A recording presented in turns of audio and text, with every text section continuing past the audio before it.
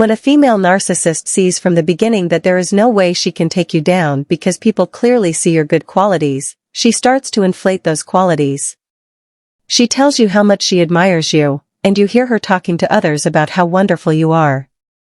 This builds enormously high standards for you and draws too much attention to you and your good qualities, creating pressure that makes it easier for the narcissist to later tear you down or for others to resent you.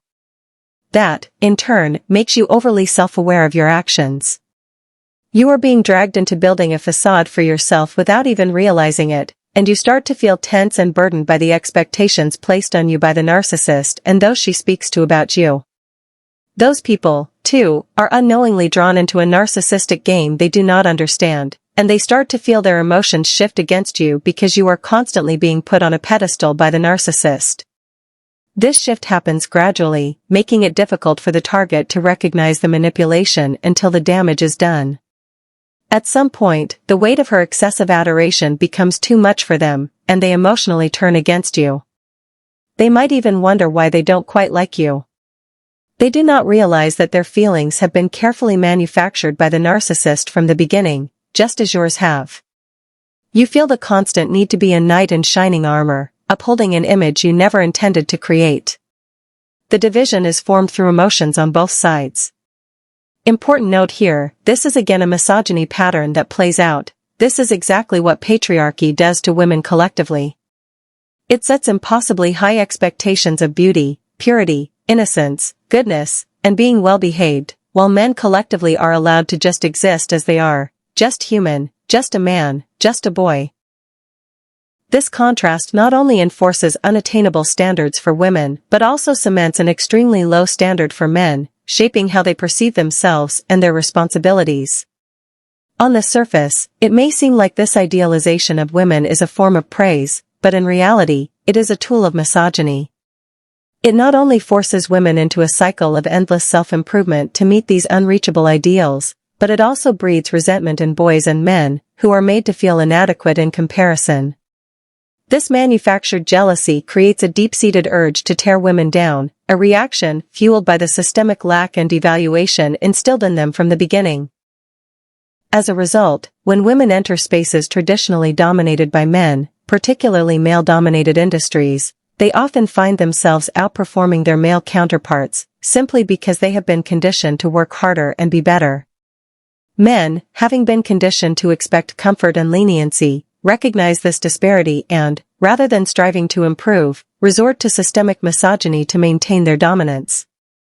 This manifests in various forms, from exclusion and belittlement to outright blocking women's progress. Women who navigate these spaces often find themselves tolerated only as long as they remain the exception among men. This positioning provides a temporary shield from hostility, but the moment another woman enters the equation, they are pitted against each other, reinforcing divisions that prevent collective resistance against the system. Every pattern I have observed in female narcissists can be traced directly back to misogyny and patriarchy. It's unsettling to uncover as I revisit these videos. The entire structure is meticulously designed, programmed into the collective framework, and then unconsciously reenacted through the roles, mechanisms, and dynamics we internalize. The truth is, these patterns are systemic. The system itself is the problem. It's not about personal failings or individual flaws, but about how hierarchies, parasitism, and predation are built into the very structure of society. The solution isn't about swapping one dominant group for another, like creating a matriarchy, because that would only shift the players and maintain the same underlying dynamics. The game would still be the same, just with different faces. The real shift is in stepping away from these systems altogether. It's about reconnecting with our true selves, not the versions shaped by external pressures and beliefs. The work is in recognizing and healing from the patterns of parasitism and sacrifice, untangling ourselves from a reality that has been designed to keep us in these roles. It's not a quick fix, nor is it about finding some ideal alternative. It's about gradually detaching from these systems and allowing them to collapse on their own, without our involvement. The change, if it happens, is not something we can force or expect, but simply something we stop feeding. Now, returning to the topic of the female narcissist friend. The main goal of this manipulation is that the narcissist has felt threatened by you from the very start. She knew she could not control you and, because of that, could not control the other women in the group either. In the end, what usually happens is that you leave the group because the pressure on you becomes unbearable. The group members do not understand why you no longer want to be around them. The narcissist, however, knows exactly what happened but pretends to be clueless. She may never even reveal her nasty side because her work is done. She has orchestrated the downfall without having to get her hands dirty. Alternatively, if the situation escalates, the outcome may be different. There could be a nasty conflict between you and the rest of the group, subtly provoked and emotionally manipulated by the narcissist, while she positions herself as the mediator. If you still pose a threat to her control, she will drop the mask entirely. At this point, she has nothing to lose, because she is fighting for her supply. The ironic part is that, in her narcissistic mind, she believes you want the supply for yourself. She may not even comprehend that all you want is freedom, for yourself and others, to enjoy open conversations, natural friendships, and a group dynamic based on genuine connection rather than manufactured emotions and perceptions. At this stage, she initiates a smear campaign, which is now easy to execute because the expectations set for you were so high. Now, she can highlight your normal human behaviors and scrutinize them to the point where you are painted as a monster for simply being human, especially for having boundaries. Feeling so heavily scrutinized, you begin to feel as though it is wrong to set boundaries. As a result, you start to enforce them in a way that comes across as arrogant or abrasive. You are now seen as the villain simply for refusing to serve the narcissist or the group. Suddenly, your boundaries make you look like a bad person. Others are not asked to give as much of themselves to the group, but they do not see that. They only see your behavior, your frustration, anger, and exhaustion. This is how a false abuser, a false narcissist, is created. It takes leaving such a toxic environment to realize that, in different surroundings where people are not narcissistic, your boundaries are a tool for healthy connections. However, if you have stayed in a narcissistic environment for too long, you develop armor and start pushing too hard against people who simply ask you for small favors, people who would not mind if you said no.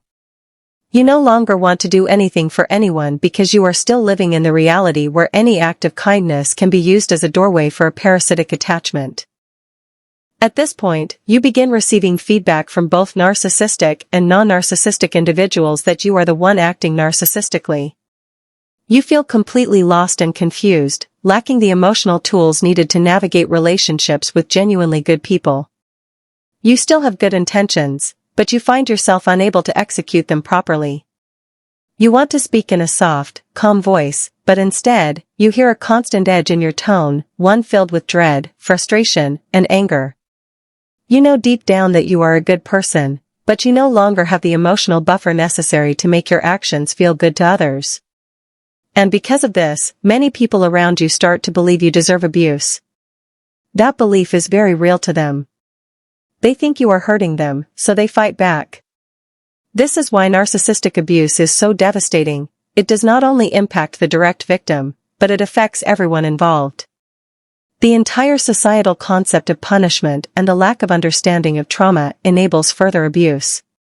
The world we live in is structured in a way that criminalizes the wrong people while protecting the actual abusers. It is true that as above, so below. The crimes we see in the world, elite pedophilia, ritual abuse, sexual exploitation, and other horrifying acts, are enabled by this very system of beliefs. The world is an energy machine, carefully constructed by forces we are never taught about. Mainstream science does not acknowledge these things, ensuring that we remain unaware of the abuse we endure.